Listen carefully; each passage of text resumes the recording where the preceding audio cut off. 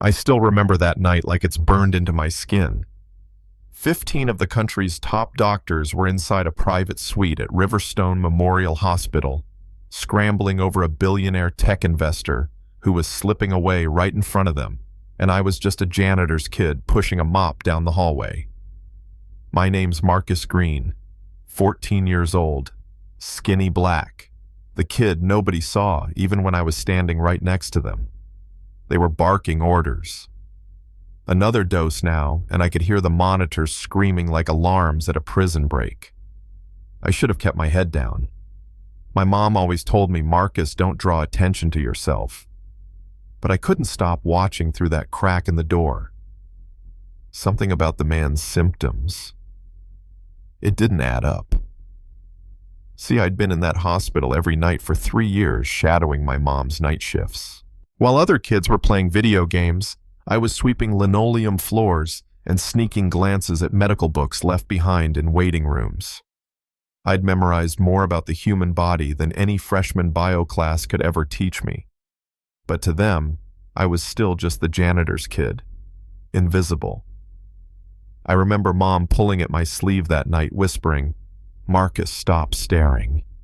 We're not supposed to be here." Her eyes were tired but kind. She had no idea that my mind was racing, piecing together symptoms and old case studies like puzzle pieces falling into place. The billionaire Grant Lockwood had tremors starting subtle and then worse. Each day, dilated pupils, mental confusion, but clean brain scans. I'd read this before years ago about a man who died of mercury poisoning while doctors chased all the wrong diseases. I whispered, "Mom, they're treating him wrong." She froze, her rag dripping sanitizer onto the tile. "Marcus," she said, "don't you dare." But I kept talking anyway. "They think it's neurological, but it's poison, Mom. Poison." She looked at me with that mix of pride and terror she always had when I started talking like a doctor. Finally, I stepped out from behind my mop bucket, heart beating in my ears, and approached Dr. Halverson. Tall, silver hair, the kind of guy who wears his stethoscope like a crown. "Doctor," I said, voice shaking but firm, "you need to check for mercury poisoning." He turned, eyes flicking down at me like I was gum on his shoe. "Excuse me, progressive tremors, confusion, normal MRI." I blurted. "It's textbook mercury. I read the autopsy on a similar case from 2020. He cut me off with a laugh so sharp it stung. "Medicine is not a child's game," he said loudly enough for the nurses to hear. "Security." The hallway went quiet, everyone staring at the janitor's black kid, trying to lecture a famous surgeon. My mom's face went crimson as she grabbed my arm. I heard the low chuckle of a nurse, someone muttering wannabe Doogie Howser under their breath. But I stood my ground, palms sweating. "If you don't test for mercury in the next 12 hours, I said, Grant Lockwood will die, and you'll have to tell his family why you ignored it." Dr. Halverson's face turned the color of beets. "Is that a threat?" "No, sir," I said calmly. "It's an observation." And right then, alarms went off inside the room. Grant was convulsing. Doctors swarmed in shouting dosages. I looked at my mom and whispered, 12 hours. Mom, they'll see."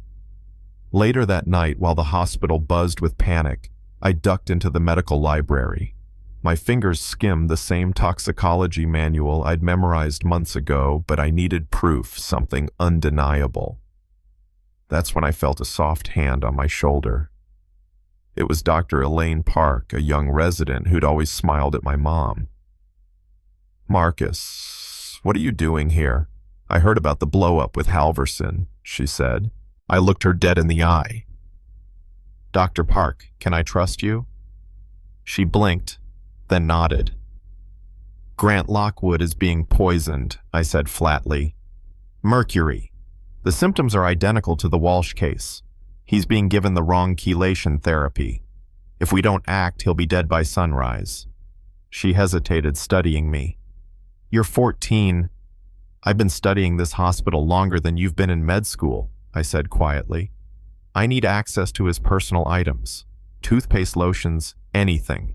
That's how they're doing it." To her credit, she didn't laugh. She just swallowed hard and whispered, "Okay." We timed it during the nursing shift change. Mom ran interference down the hall while Dr. Park slipped me into Lockwood's suite. The billionaire lay pale and shaking under a white sheet. His nightstand was cluttered with imported toiletries. I took photos with my phone, unscrewed a cap here, squeezed a tube there. And then I saw it, the toothpaste slightly off color, a faint silver sheen. My hands trembled as I scooped a tiny sample into a sterile vial I'd borrowed from the lab trash. "What do you think you're doing?" I froze. Dr. Halverson stood in the doorway, flanked by 2 security guards. "Collecting evidence," I said, straightening up. He laughed, a sound like breaking glass. "Kid, you're delusional. Security, get him out of here." But before they could grab me, Dr. Park stepped between us. "Maybe we should hear him out," she said. "Grant's not responding to our treatment." What harm could a test do? Halverson's eyes burned into her. "You're risking your career over this circus." I held up the vial. "Do the test," I said. "If I'm wrong, I'll never speak up again. If I'm right, if you're right," what he sneered. I met his gaze without blinking. "You'll have to explain how a 14-year-old janitor's kid saved a billionaire when 15 experts failed." The room went silent except for the monitors. Finally, with a sigh heavy enough to sink a ship, he snatched the vial from my hand. "Fine, we'll run your little test. But when it comes back negative, you and your mother are gone." 2 of the longest hours of my life crawled by. I spent it with Dr. Park in the break room, sketching out my theory on scrap paper. Someone close to Lockwood, probably his ex-wife Naomi, had been delivering organic hygiene products every visit. She was a chemist with access to industrial mercury compounds. The timing lined up perfectly with each health crisis. When Halverson finally walked back into the room, his face was gray. "Positive," he said. "Lethal levels of organic mercury in the toothpaste. You could have heard a pin drop." 15 doctors turned toward me like I'd just walked out of a UFO. "Begin treatment with dimercaprol immediately," I said softly. 50 milligrams per pound intramuscular every 4 hours. Halverson opened his mouth, closed it again, then barked the order to the nurses. And as the antidote flowed into Lockwood's veins, color started creeping back into his face. The tremors eased. His breathing steadied. In that moment, I stopped being invisible. But I wasn't done. When Naomi Lockwood breezed in with another bag of special toiletries, I stepped forward before anyone else could. "Mrs. Lockwood," I said politely, "could you tell us where you bought this toothpaste?" She blinked at me, irritated. "Excuse me, who are you?" "I'm the kid who just saved your ex-husband's life," I said, pulling up photos on my phone, her visiting her, buying the products, her entering the lab where she consulted. "And I have video of you mixing something into his toothpaste yesterday." Her face drained of color. "That's absurd," she whispered. Dr. Park crossed her arms. "Security, call the police." The bag slipped from Naomi's hands, products scattering across the tile. She sputtered. "You can't prove I already did," I said quietly. "When society makes you invisible, you learn to see things others don't." They led her away in cuffs, while the entire staff stood frozen, not sure if they were witnessing a miracle or a movie. Halverson turned to me, his voice low and rough. "Marcus, you didn't just save him. You solved a crime." Months later, I walked that same hallway wearing a white coat with my name stitched on it. Marcus Green, Junior Medical Consultant. 15 years old, studying medicine on a full scholarship, part-time consulting at the very hospital where I used to mop floors. People nodded to me now. Even Halverson managed a stiff smile. Mom ran an outreach program funded by Grant Lockwood himself, a $100 million foundation for invisible geniuses like me. Sometimes I still hear Naomi's bitter words at her trial when they asked how she'd been caught.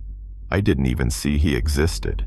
It went viral, became a meme, a symbol of what prejudice costs us all. The minds we ignore because we only see the uniforms, not the people wearing them. And me, I stayed humble. I told every reporter the same thing. I wasn't special. I was observant. Anyone with access to knowledge and time could do what I did. The difference was that nobody thought I was worth noticing, so they talked like I wasn't there. And that invisibility became my superpower. Now, when I tell this story, I don't do it to brag. I do it because somewhere out there is another kid sweeping floors at night, whispering diagnoses under their breath, praying for a shot to prove themselves. I want them to know they're not crazy. So what do you think? Was I out of line to challenge the doctors? Or was it their arrogance that almost killed a man? Have you ever seen someone underestimated because of their age, their color, their job, and then watch them blow everyone's mind? Drop your thoughts below. Tell me what you'd have done in my shoes, or what you wish someone had done for you. Because sometimes the smallest voice in the hallway holds the truth nobody else can see.